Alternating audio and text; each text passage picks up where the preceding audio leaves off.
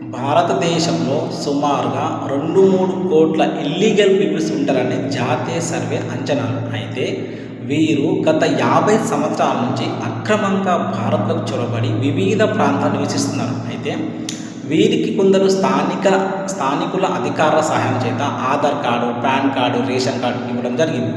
So వీళ్ళంతా భారతీయులుగానే feel అవుతారు గత 50 సంవత్సరాలకు వచ్చిన వాళ్ళు. కానీ ముఖ్యంగా పశ్చిమ బెంగాల్లో ఈ ఇల్లీగల్ మైగ్రెంట్స్ వలన డెమోగ్రాఫ్ చేంజ్ అయ్యే పరిస్థితి వచ్చింది.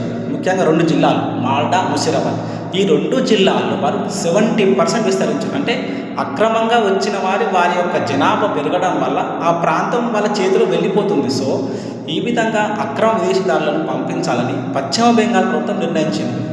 వెంటనే ఇండియాలో కొన్ని ప్రాంతాలు ఉన్నటువంటి ఇల్లీగల్ మైగ్రెంట్స్ వారి యొక్క సొంత దేశం ఎక్కడ మహబాద్ నుంచి కావచ్చు, బంగ్లాదేశ్ నుంచి కావచ్చు వచ్చిన వాళ్ళు వెళ్ళిపోతారు. అయితే ఈ వెళ్ళిపోవడం వలన భారత్ మరియు బంగ్లాదేశ్ మధ్య అంటే బార్డర్లో కిటకిటలాడుతున్నాయి.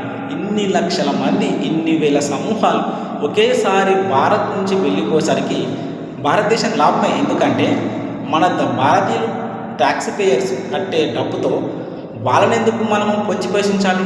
వాళ్ళకి మన దేశం పైన ప్రేమ ఉంటుందా? ఇండియా పైన ఉండదు. వారి స్వలాభం కోసం మాత్రం వాళ్ళు చూస్తారు. వారు బతకడానికి మాత్రం వచ్చిన వాళ్ళు. కానీ ఈ దేశంలో ఎక్కువ క్రైమ్ రేట్ వాళ్ళు వస్తుంది వారి వాళ్ళని. సో మన దేశంలో ఎంతోమంది నిరుపేదలు ఉన్నారు, ఎంతోమంది నిరుద్యోగులు ఉన్నారు. వీరన్నిటికీ మన దేశం ట్యాక్స్ పేర్ మనం ఉపయోగించుకోవాలి. ఇల్లీగల్ పీపుల్స్ ఎందుకు మనం సహాయం చేయాలి? మన దేశం వారు అమెరికా వెళ్తే అమెరికా తిప్పవుతుంది మన దేశం వారిని. సో ఇల్లీగల్ మైగ్రెంట్స్ పైన ఎలాంటి ప్రేమ చూపకూడదు. ఎందుకంటే అయ్యో పాపం అంటే వారు భారతదేశానికి వెన్నుపోటు పొడిచేలా ఉన్నారు.